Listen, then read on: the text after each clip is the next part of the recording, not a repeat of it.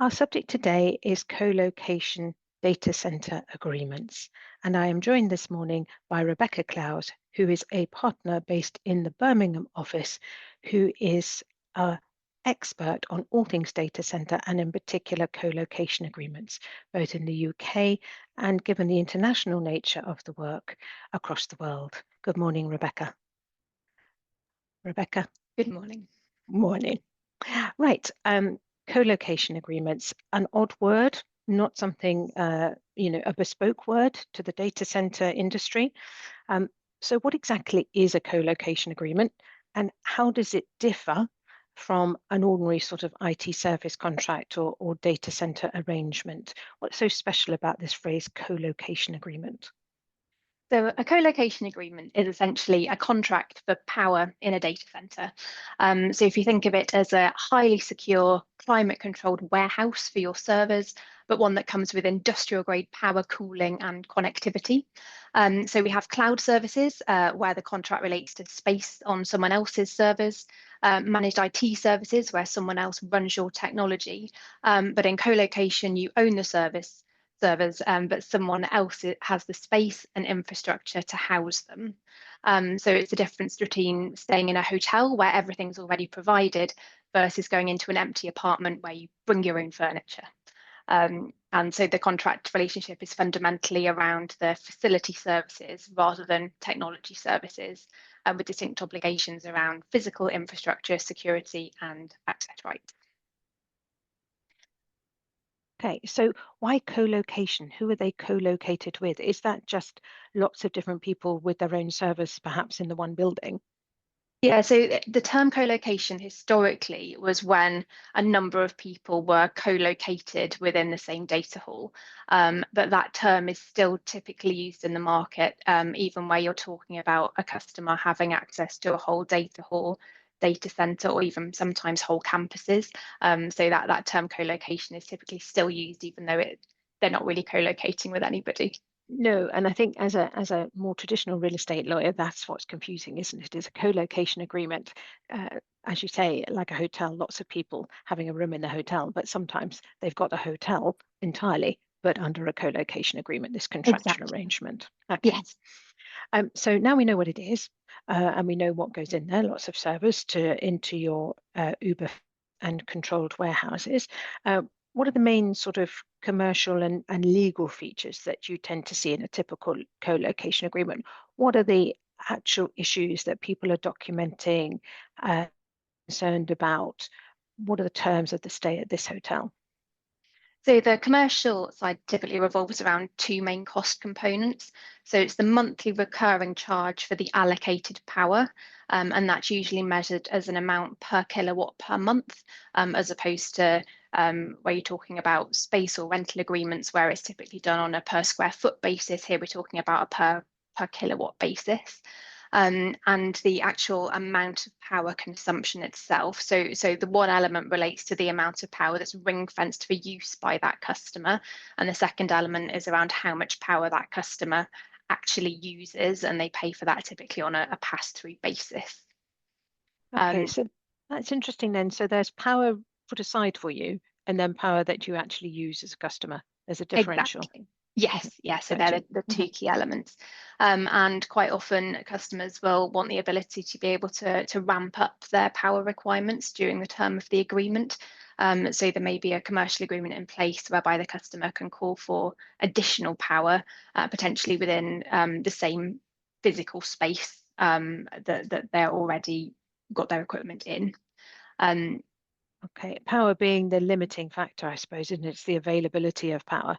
Yes, yes. And then the service provider will have to ensure that they are contractually committed to be able to deliver that power to the customer. So they'll have their own power contracts in place, and then they're allocating that power to the customers within their data center. So they need to be careful not to sell the same power twice. Okay, all right, because it can't be used twice after all. Okay, Exactly. no, Yes. fine. So there's power. What else do we see? So Commercial there's terms. Service level agreements are a key part of the contracts as well. So those typically specify uptime guarantees. So they're typically north of 99.9%. And there are penalties if the provider fails to meet those standards. There are comprehensive security and access provisions. So obviously they're really important to the customer because some of the equipment that's going into these spaces is incredibly expensive. So the fact that they are physically protected by the service provider is very important. There are other key provisions around insurance requirements. The cap on liability is typically a key term for negotiation, and also under what circumstances either party is permitted to terminate the contract. And in these types of deal, termination is particularly tricky. It's not like moving out of an office. You typically need to be able to transition your services out of the space while ensuring that the customer's end customer has a continuity of service to them as well. Okay, that's interesting, isn't it, about moving out or moving people around in a data center. That is so technically tricky, isn't it? That the termination provisions can often be really extensive and complicated to allow for moving from one place to another with seamless service. Exactly. Yes, yeah, and just allowing the sufficient time to enable that to happen. Okay, and what about looking after the kid? You see this phrase in co-location agreements about remote hands. What's that?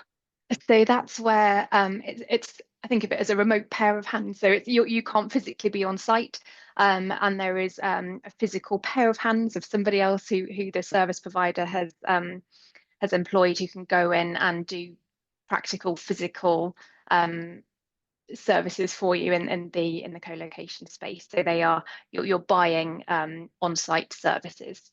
Okay, and who installs the kit? The customer, Yeah, so the presumably. actual Hmm. the equipment itself would be installed by the customer, but quite often the fit out might be done by the service provider, but that would be paid for by the customer. So there are really clear provisions around what exactly it is that the service provider is delivering for the customer, and what the commercial arrangement is that sits around that, and the timing for delivery of that as well. Got you. Um, and what about things like dispute resolution mechanism? I mean, these are complicated commercial contracts. They're going to be disputes at times. How are they dealt with typically in a colo agreement? So normally there will be a really strict escalation regime to senior party people within both organisations, because obviously these are kind of mission critical properties, Hmm. and people need to ensure that things are dealt with as swiftly as possible. And having to wait to go through a whole litigation process, it would probably mean that it's not possible practically to continue operating from the site if you're having to wait for that. So they are often internal escalation processes. And because of the confidential nature of what's in a lot of these contracts, quite often Sure. alternative dispute resolution is used as well. Okay. Right. So lots of commercial elements to this contract, which is not quite a contract for space, but has space, but is mostly about power. Yeah. And about Yes. conditions in your warehouse. Something else I've noticed about co-location agreement is they are littered with TLAs, aren't they? Three-letter acronyms. There's a They lot are. of jargon, isn't there? There's a heck of a lot of jargon. Even if you just, the phrase co-location agreement, colo is jargon in itself. There are so many acronyms, technical terms, pieces of jargon in a colo agreement. Enlighten us to perhaps just a handful of the most used of those. Of course, yeah, you're absolutely right. I think the industry, there is a lot of jargon that's used. And when I first Yeah, started in about 2018, I think when I first started doing colo work, and I had to build up a crib sheet of things to work out what everyone absolutely. was talking So about on they need a call. bit of a translation service, don't you? If I hear you and say Mark Chester talking between you, it's a PUE here, it's a something something there, it's an NRC there. What are they? Yeah. So if we start with PUE, so that is power usage effectiveness. And that's effectively kind of a report card for how efficiently the data center is using electricity. So it's about how much power is used by the facility versus how much of that power is used to actually service the customer's equipment. So if it was 1, it would mean that 100% of the power was being used to service the customer's equipment. Right. But obviously, there are other elements of electricity being used in the data center. So the actual kit, that the equipment that's needed to actually to cool the data center down, or the Right. lighting, there are obviously other elements that are involved. So that's a metric that's used, and it's typically then applied as a multiple to the power cost that the customer pays. So And the the customer pays their share of the electricity used to run the data center, not just the exactly. energy the kit uses. Got you. Okay. Yes, yeah, and then there ends up typically um, there'll be a debate between customer and provider, because from the customer's perspective, they'll say, well, it's on the service provider to ensure that they are running their data center in an Hmm. efficient manner. But from the service provider side, I think of it a little bit like putting a washing machine on with a single sock in it. That makes the washing machine look very inefficient, and actually that is partly because you've only decided to put one sock in. So the customer typically would need to have a certain amount of electricity that they're drawing from that equipment to make the cooling infrastructure as efficient as it can be. So it's a bit of a two-way piece around how that gets built into the Right. contract. Goodness. Do you know that the single sock in a washing machine has just made that a whole lot clearer for me? Thank you. I now Oh, absolutely get PUE, which I've struggled with as a concept quite a lot. it's an And unusual then, one. oh yeah, it is, isn't it? But that really helps. SLA, those are our service level agreements. What are all those about? They're Yes. littered throughout, aren't they? They are, yes. So they're the promises that the service provider makes around uptime and performance. They've got specific percentages that they have to meet within certain thresholds around typically provision of power, temperature, and humidity are 3 of the key ones. And then there are financial penalties in the event that the service provider breaches those obligations to the customer. And those penalties will vary depending on how long the outage is for, and how severe the differential is between what they're expected to provide and what they actually provide. So that's how the key SLAs and how they would work. There's then MRC and NRC which are used. So that's the monthly recurring charges. So that's the basic Right. service fee for the power allocation that we were talking about, and that's done on a per kilowatt per month basis. And Um, you pay that regardless, your basic yes, payment, your monthly recurring charge, your MRC. yeah, Right, got yeah. you. And then you've got the NRC, which is the non-recurring charges, and they're for things where a customer has requested some one-off work. So, for example, the fit out that we spoke about earlier, that would typically be dealt with as a non-recurring charge, which is paid to by the customer on a one-off basis as a lump sum. We've got DMARC as well, which it's the point where the service provider's responsibility for the provision of power ends. So that's the point where the service provider, if they haven't provided power to that point, that would potentially be an SLA breach. But if it's later and it falls within the customer's area beyond that point where the issue is, that wouldn't be a service provider breach. Okay, so that's quite a critical place then in your data center. Your responsibility up to here, my responsibility from there onwards. Exactly. Yeah, And yeah. The DMARC is the key. power being everything, that Mm. point is very important, I suppose, isn't it? Exactly. Yeah, Okay. yeah. And what about, I think, the quite cutely named meet me rooms? What's an MMR? An MMR. So that's the room where the different telecommunication providers kind of interconnect. So it's a bit like telephone. Oh, a Uh, junction box kind of that's the thing. one. Yeah. Yes, yes. So it's that sort of thing where they physically connect. And you've got cross connects, which are network connections between different providers in the same facility. We've spoken to kind of smart hands and remote hands, which are the Hmm. on-site technical assistants.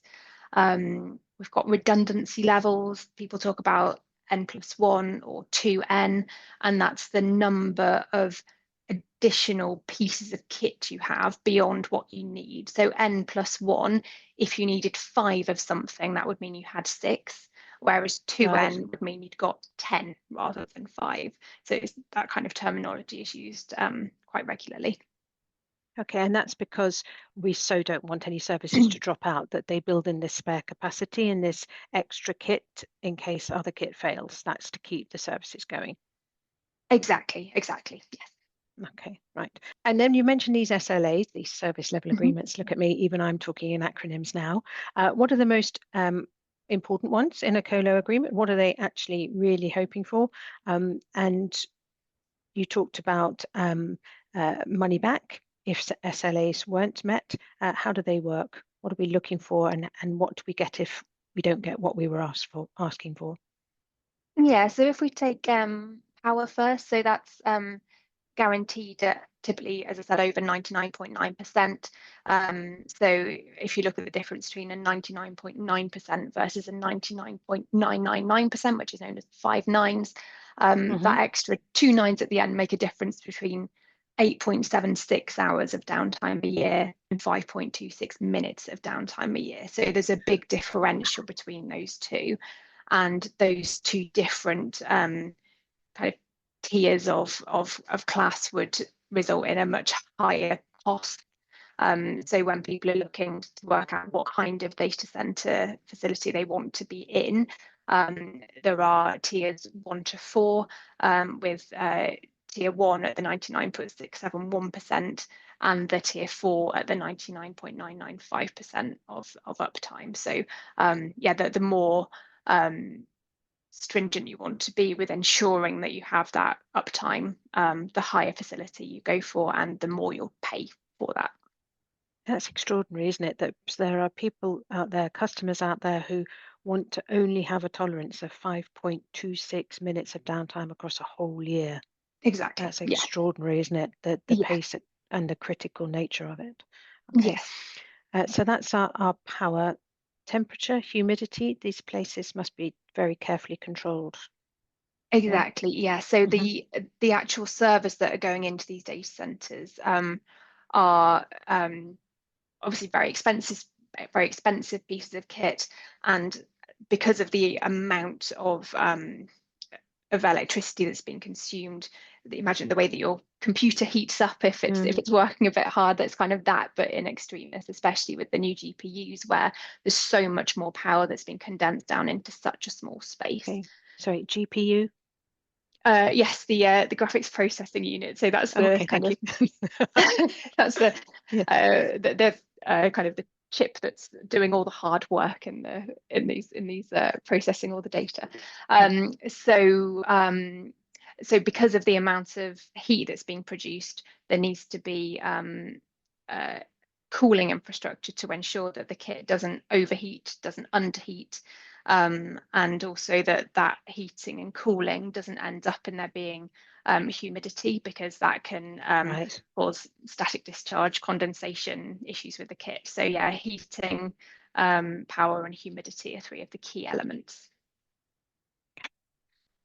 And so that's what the data center provider has to provide, this very carefully controlled environment, this incredible uptime as to the availability of power, temperature controlled, humidity controlled. What about the customer? What are their obligations under such a complex contractual arrangement? What do they have to promise to do?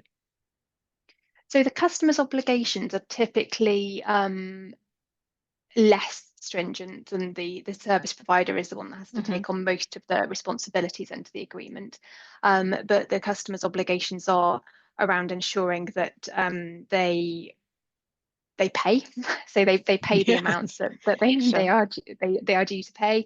That there are typically data center rules and regulations. So there are things that the service provider says, if you're using my facility, you have to comply with these rules. So those rules will be set out, and the customer will also typically have to comply with obligations around the way in which they use their space. So there are things that the customer could either do or fail to do, which would impact on the heating and cooling in the data center. So installing blanking panels, for example, so that the heat isn't escaping where they've not got a server in that space. Mhm. So they're the key kind of obligations on the customer. And given the mission critical nature of these spaces, what's access like? I mean, there are very few people at a data center, but presumably deliberately so. Yes, it's very stringent access requirements. So typically as the customer, you would get kind of 24/7 access, Mhm. but there are strict security protocols in place. So it's a bit like airport level security. They often have biometric scanners, Yes. escort requirements, logging exactly who's been in and where. So I've visited a data center previously and I've had to hand over my passport when I've arrived. Wow. You go through scanners to go through the same way as you do at an airport.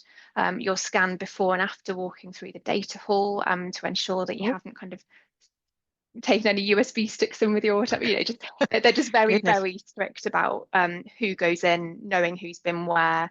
Often end customers need to be comfortable with people who are walking through their halls, understandably, partly Yeah. because of the kit and partly because of the nature of what's stored on the kit itself. The the data, I should imagine, is very Exactly. precious, isn't Yeah. it?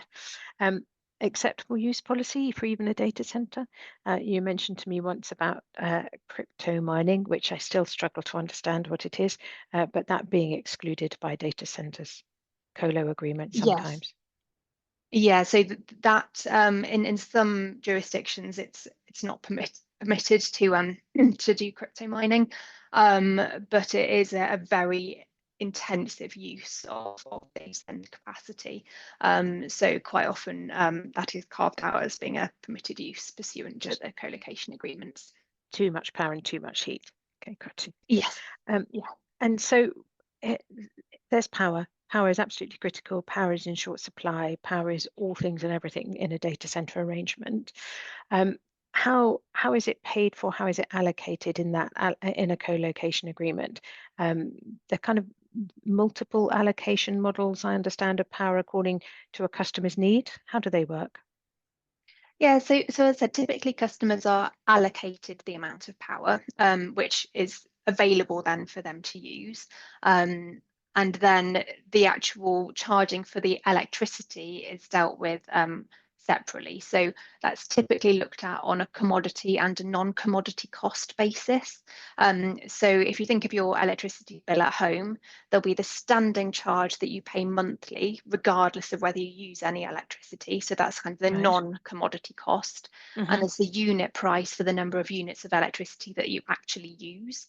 That would be the commodity cost. And it's the same here. So the service provider wants to ensure that they are recovering both elements from the customer. So they build in a mechanism to allow for both the non-commodity and the commodity charges to be recharged, typically on a pass-through basis, potentially with an admin fee.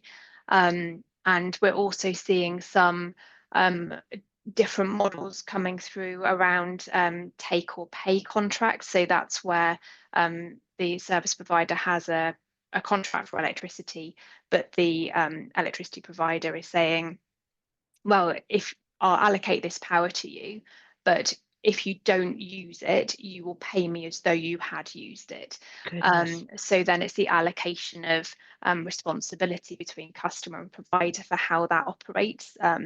So that's an interesting one. And we're also seeing some jurisdictions where it's take it or lose it electricity, and that's obviously far more complicated in these sorts of arrangements for how that would work. And I presume, with the rise of AI, that really high density computing, the requirement for power is just up and up and up. Exactly, yeah, it's absolutely massive, and because the grid is then allocating large amounts of capacity and ring fencing them to these data centers, that then can't be used elsewhere. Because as I said, you can't kind of give the same capacity allocation to more than one person. So that is then being Mm, dedicated here, which I think is part of the reason why the take or pay model has absolutely. arisen. Okay. So just in our last few minutes, just taking a moment to take stock of where we are in the industry with co-location agreements across the years. Perhaps you could just think about and highlight a couple of major changes that you've seen in the time you've been dealing with them, and then perhaps make a guess as to a couple of major changes you might see in the same period looking forward. So I think it has fundamentally changed in the last few Mm, years. I think, firstly, the sheer size of the transactions. So what would have been considered a kind of sizable transaction, just say 5 years ago, would now just be seen as routine. And that's shifting the contractual models that sit behind these. It's shifting the funding infrastructure, and the way that these contracts are looked at in the market. There were a new entrants into the data center space, so more traditional real estate funds, infrastructure investors, logistics specialists. Lots of people are now moving into the sector. hmm And that's then giving rise to these potential models around having a separate services agreement, and then perhaps people taking a lease of space but with a separate services agreement that then sits behind it. And thirdly, I think it's the rise of AI and high density computing. So as we've talked about, that's that really high density means far denser heat production, and traditional cooling systems weren't created to deal with that level of heat production. So more and more data centers are moving over into liquid cooling, and there are different types of liquid cooling infrastructure that we're seeing, and the different SLA and responsibilities that sit around those different liquid cooling models that we've been spending a lot of time looking into and developing, developing wording for. Um, and then looking forward, I think that the demand for data is just getting bigger and bigger and bigger. hmm And we've seen the way that AI is being used. And I think that will end up with, I know people have talked about edge computing for quite a while, but I do think that the requirements from the end customer will be around reducing latency, and that will therefore mean that we do have these kind of edge data centers where they're closer to the customer, so that they are hmm getting the responses from the tools that they're using far quicker because of the less physical distance between them and the data center that they're getting their information from. Goodness. I mean, a whole area of law that didn't exist that has now become so all-consuming. Thank you very much, Rebecca. We now can know a little bit about co-location agreements and definitely a bit more about single socks in washing machines and the acronyms that really helps to explain. So thank you very much, Rebecca, and thank you everybody for joining us this morning for this podcast. Have a Thank good you. day.